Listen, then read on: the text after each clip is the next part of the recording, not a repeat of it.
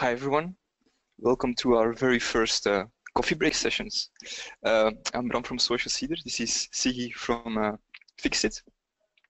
And the reason we are doing coffee sessions is because we like to drink coffee and we like to discuss topics in a conversational way.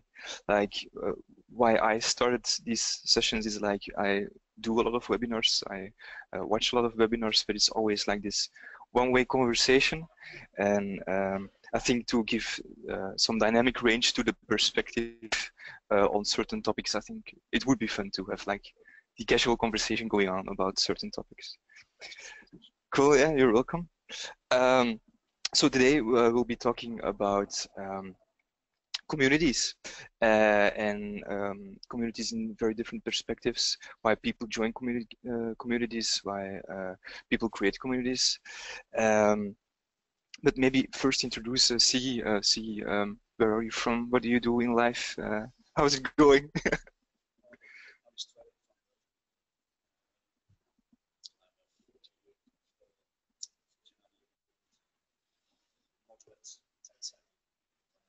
Okay.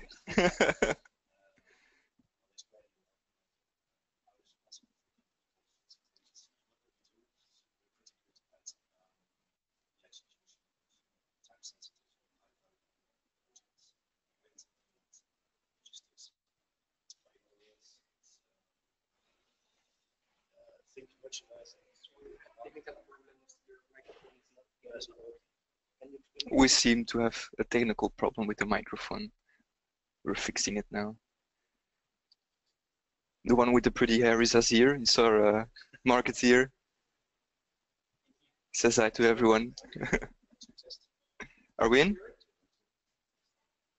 Still nothing.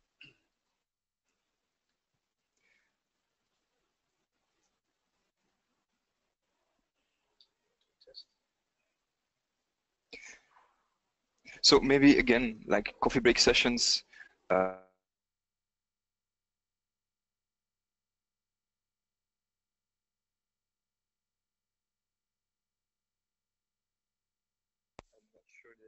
And a second one. Fast or a slow drinker?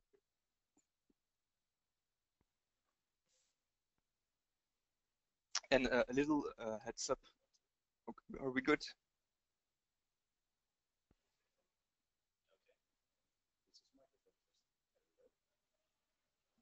Okay. No worries. Like again, I was explaining the. Okay, we're going to do it like this then. Again, I hope you're also having a coffee, are enjoying this like wine. You were introducing yourself, Sigi. Once again, go for it. Yeah, so 49-year-old, moderate tech savvy, responsible for a company called Fixit Agency. What do we do? Think merchandising, sales, and linked logistics for public events and corporate events. Okay, nice. So why I really invited Sigi was because we have a certain age difference. It was your birthday yesterday, it was your birthday today? Yesterday. Yesterday, I'm not going to ask his age. But there's an age difference, and I think it would be nice to have a perspective from someone who is born into the social age and one who got into it. So I listed up some questions I get frequently from customers we have, and one of these questions was why do I need to create a community? And I think I want to translate this question first in a sense of how is it created? I think a community is like not. I think the community is not like built, but it's born from the passion of certain people. Like, for instance, I like movies, I like books, and I talk about it all the time. And to my girlfriend, for instance, and she gets really annoyed because she's not that passionate about it like I am. So I'm searching for people to share this passion all the time. And like with the new internet age, it's like very easy to find those people and to connect with them. So I think to answer the first question, I don't think you really can create a community like of thin air. It's not like, here's your channel, this is my brand, here's your channel, and now you can all jump into it and have a fun time. No, I think you really need to attract the right people with the right passion, and everything that follows is going to be a result from this. Are you a member of any community, or have been? I know that you have played music. Like, I think the music scene has a lot of communities. Like, maybe not that aware, but if I go to a show with a very certain specific type of music, you see all these people dressed in the same thing, and I've seen the change that those people sing that music has formed online communities also. Did you experience any of this? Have you been in a certain community? Yeah, I think like community is as old as dinosaurs, really. I think the best example is, like, for instance, it always makes me think of Speaker's Corner in Hyde Park in England. There people are just talking about their opinion, and a lot of people are gathered around there. The only thing is, it's not really moderate. Everybody is yelling, and I think it's only recently that communities got digitalized, as a matter of speaking. I think in the early age, like 20 years ago, I was a member of a band, a music band, and we always gathered together in a youth club. Okay. That was where people with the same passion, the same interests, the same hobbies got together once, twice a week, and that's where we made plans to go to concerts together.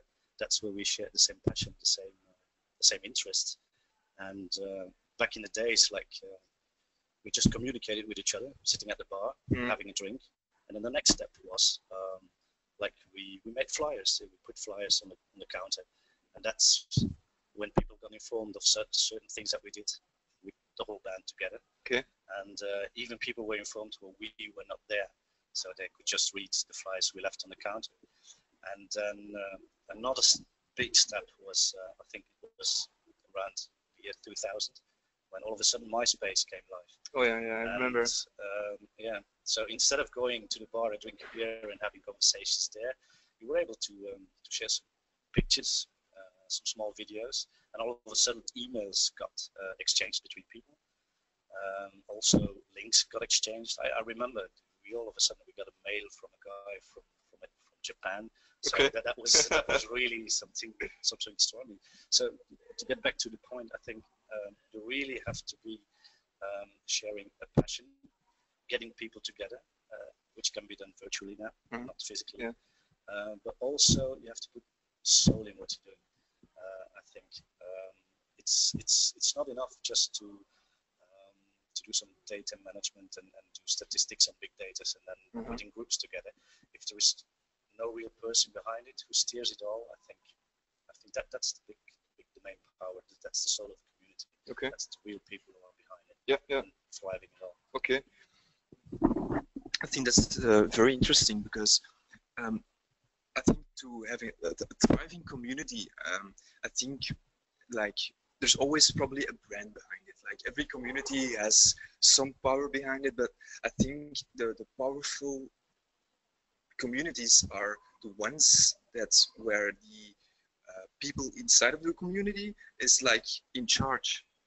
And I think, like, you are getting the guy from Japan, it can expand very rapidly. So I think it's like very important to really tap into the passion of the people rather than putting your brand in front of it. Like, people will be, like, for you, for instance, will of course be a fan of your band, but they are also listening to other bands. So you really want to tap into the theme you are bringing, the kind of music that you are bringing, and not only your band, I think. So I think that's an important thing. We have also some questions for our audience. So I just want to know from you guys what kind of channels you are on to get into your community. So if you are a community member of some sort of anything, which channels do you use to converse? I'm going to put the poll up and you can vote on your screen.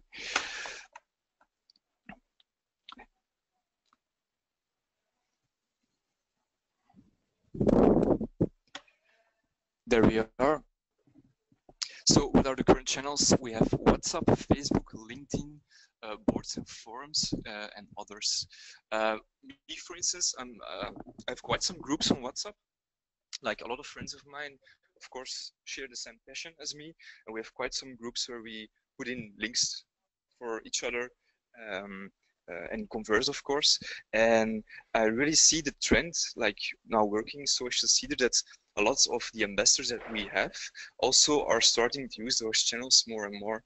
Like if the content is just right, and again, not about the brands, but about the team, and there's passion about this team, then they will use like WhatsApp to put in, hey, have you seen this or have you seen this? Same for Facebook. A lot of Facebook groups are created, a lot of communities are created, but again, then it's going to be the challenge to keep it alive. It's going to be the second question. LinkedIn, for me, I'm also active in LinkedIn on some professional communities. I think it's interesting to again see the perspective of all these people from the several businesses, and also on boards and forums. Like we put the example Reddit. Do you know Reddit? Yes. Are you on Reddit?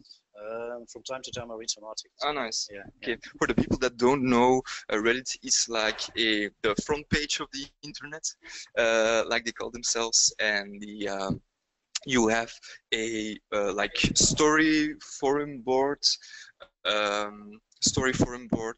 like for every topic available. Like if you like small and cute kittens, they will have a board for it. If you like marketing, you will have a board for it. So if you're not a member yet, you definitely want to check this out. So yeah, guys, vote and let's see the results.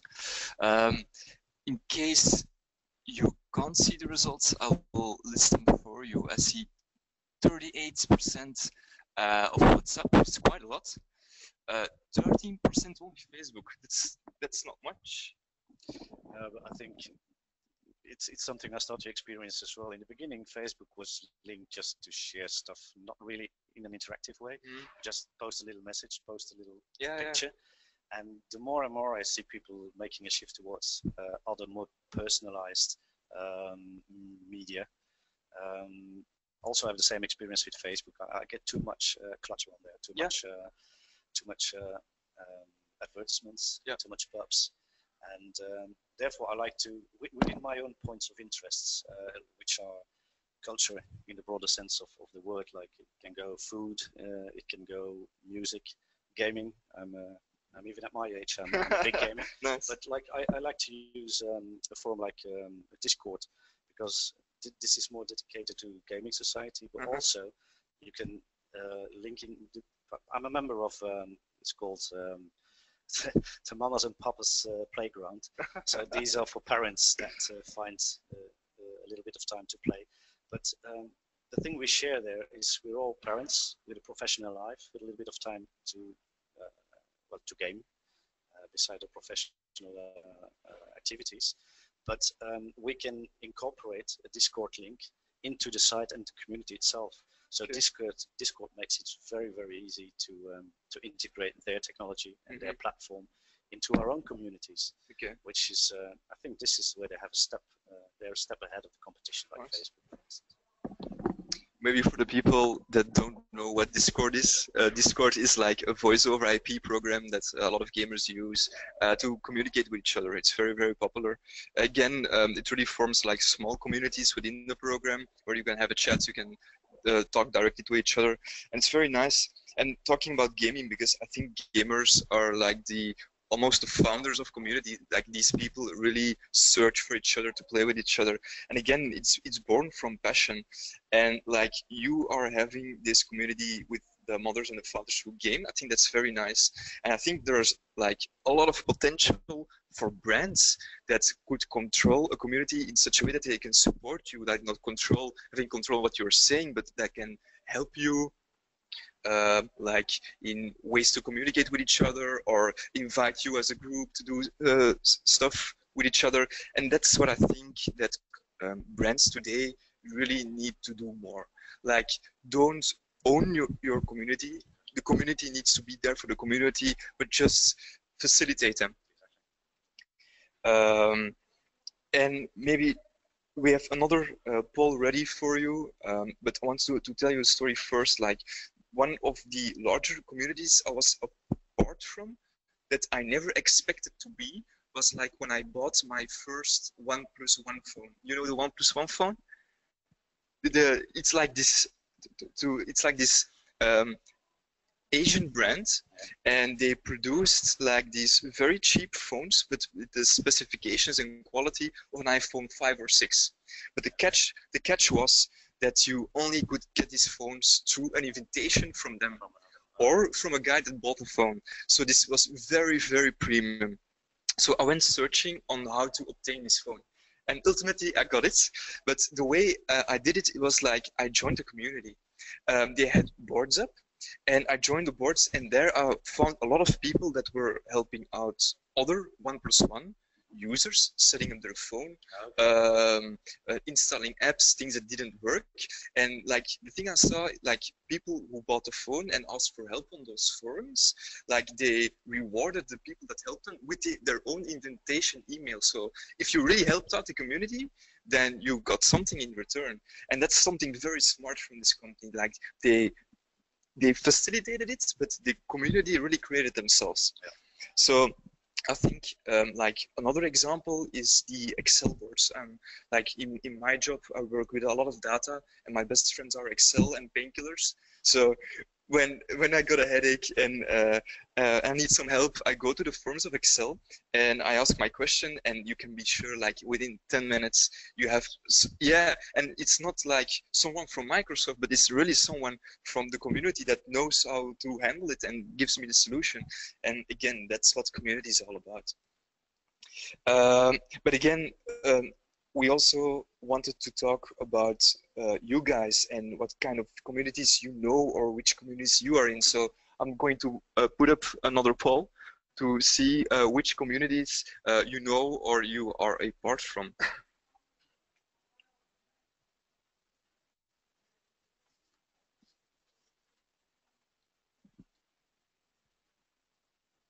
Gonna sip from my coffee once again.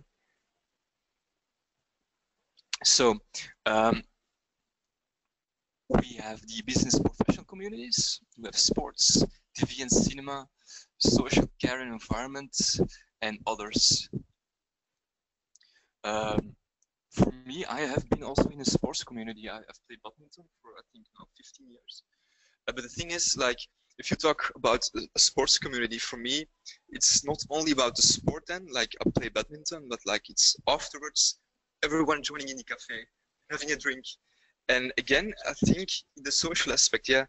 And I think then it's important to also, if you can drag this online, I think you have even more potential. Like for now, also my sports club created a page, unfortunately on Facebook, to attract new players. But again, it's all about not the club, but the theme, badminton. And everything you can own from equipment or that you win a tournament or whichever. So maybe from the pick list, what would you pick? Are you active in some of these?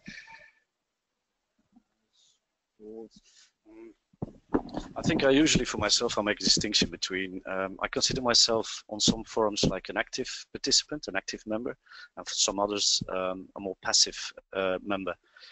Like for instance, I follow somebody who's called Alaska Motor Girl, because one of my passions is driving a motorcycle as well. And I'm not really an active member on this forum, on this community, but I like to pick as I go. I get some ideas for future road trips from there, and sometimes I might just post a question. And then other people will respond, but that's more like a passive interaction with the community. On the other hand, like the example I just gave you, the game forum, this is a forum where I proactively participate. I mean, we look for solutions. We talk about game strategies. And you can give hints and tips to other people. So for me, it all depends on how my passion for a certain topic is. If it's something that I actively do, then I'll participate in an active way as well. And in times when I can dedicate some time to be on there, and the other times I just a bit in my spare time I just search a bit on different communities, and then I might be a member, but that's just to get some passive information. Of course, yeah. I think also it's a good subject, because I think a lot of people participate like passively in communities, like reading up and stuff.